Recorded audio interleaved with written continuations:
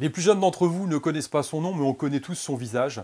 Il fait partie des grands acteurs comiques français. On l'a vu donner la réplique à Louis de Funès, hein, dans La Soupe aux choux. On l'a vu jouer le français moyen et un peu pervers dans Dupont-la-Joie. On l'a vu aussi dans Le Grand Blond. Je veux parler de Jean Carmet. Alors Jean Carmet qui s'est fait connaître dans les années 70-80 à travers des rôles de Béné, hein, un peu d'abruti comme ça. Maurice est un pauvre type, il n'a que ce qu'il mérite. J'ai rêvé que tu m'arrachais mes vêtements.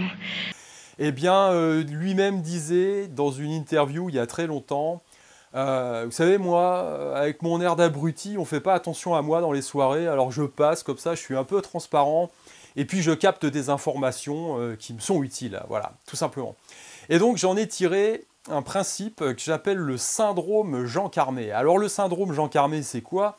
Eh bien, c'est une sorte de maladie, finalement, dont on souffre tous. Pourquoi? Parce que on est tous dans une soirée mondaine avec une coupe de champagne en train de deviser de choses plus ou moins importantes. Et puis il y a un Jean Carmet qui passe comme ça à côté de nous, on ne fait pas attention à lui, on n'y prête pas vraiment attention parce qu'il a un air un peu d'abruti comme ça. Donc il est au mieux transparent, au pire on va le croire complètement inoffensif. Et ça c'est un biais psychologique qui nous coûte cher. Je vous le dis tout net, ça nous coûte cher. Pourquoi?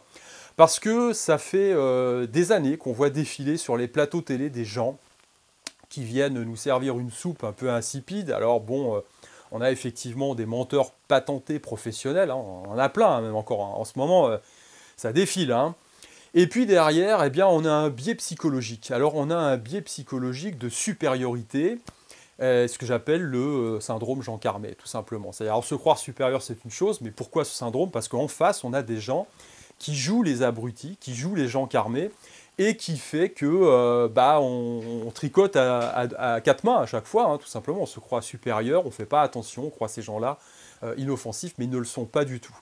Alors, ce qui pourrait être drôle à la base... Et vous savez quoi? Moi, je ne sais pas utiliser un masque. Je pourrais dire, je suis ministre, je me mets un masque. Mais en fait, je ne sais pas l'utiliser. Ça s'avère plus drôle du tout, hein, parce que ça a des conséquences.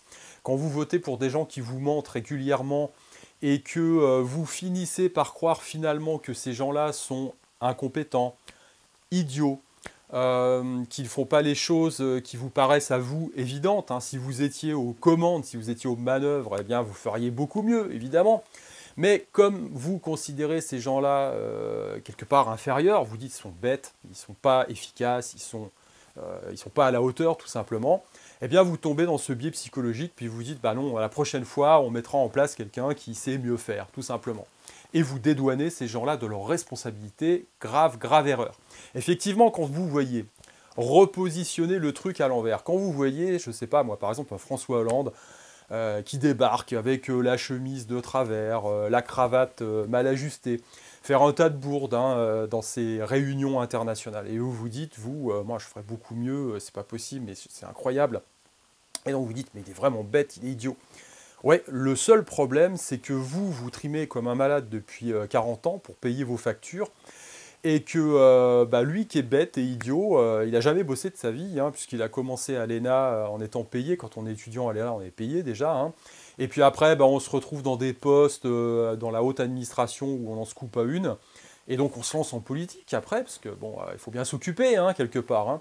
Et puis après, d'intrigue en réseautage, eh bien, on arrive à des fonctions supérieures. Hein. Donc ne vous dites pas qu'il faut être complètement idiot pour atteindre ces fonctions-là. Hein. Ça, c'est une erreur. Hein. Il faut quand même avoir une tête bien faite. Et puis derrière, évidemment, il faut avoir une conscience un peu limitée parce qu'il faut réseauter, il faut être le plus conforme possible. Hein. Mais en tout cas, il y a une intelligence à la base. Et j'ai même envie de vous dire qu'il y a une intelligence derrière qui est sournoise. Parce que je vous rappelle quand même qu'un président de la République, c'est quelqu'un qui a la main sur le bouton rouge de l'arme nucléaire. Hein. Donc quand vous votez pour quelqu'un, dites-vous à un moment si c'est un cocaïnomane, si c'est un pédocriminel ou si c'est un type même qui paraît inoffensif, hein, qui est incompétent, dites-vous quand même qu'il a ce pouvoir, et c'est quand même un pouvoir assez important. Donc effectivement, je pense, moi, de mon côté, que souffrir de ce biais psychologique nous porte préjudice parce qu'on considère que ces gens-là sont incompétents, et moi je ne le pense absolument pas. Je pense au contraire que ces gens-là sont très intelligents, et que ils sont tout simplement là pour satisfaire un agenda qui n'est pas le vôtre, ni le mien, et qu'ils font parfaitement leur boulot. Alors évidemment, ils vous mentent comme des arracheurs de dents, on en a la démonstration au quotidien, de plus en plus, hein, je veux dire, voilà, tout simplement, mais ça fonctionne. Ça fonctionne parce que à chaque fois, eh bien, notamment par le jeu de l'alternance, hein, une fois à gauche, une fois à droite, une fois à l'hyper-milieu, eh bien, par ce jeu-là, vous finissez par vous dire, bah non, on a voté pour quelqu'un d'incompétent, d'idiot, de pas à la hauteur, mais la prochaine fois, eh bien, on va voter pour l'autre qui va évidemment, avec de nombreux mensonges, hein, toujours étayés, eh bien, vous séduire. Et puis, vous le mettrez en place. Une fois aux commandes, ils feront à nouveau n'importe quoi parce qu'ils sont idiots, ils sont incompétents, ils sont un peu abrutis. Ce sont des gens carmés. Mais dites-vous que l'idiot de l'histoire, eh bien, il est de l'autre côté du poste de télévision. L'idiot de l'histoire, c'est celui qui met son bulletin de vote dans une urne en croyant que ça sera différent cette fois-ci parce qu'il va voter pour des gens compétents. L'idiot de l'histoire, c'est vous qui cotisez à longueur d'année, qui cotisez et qui travaillez dur, qui êtes productif pour financer ces parasites. L'idiot de l'histoire, c'est pas l'homme politique qui prend ses 15 000 par mois pour vous servir des mensonges à longueur de journée sur les plateaux télé, l'idiot de l'histoire, c'est vous.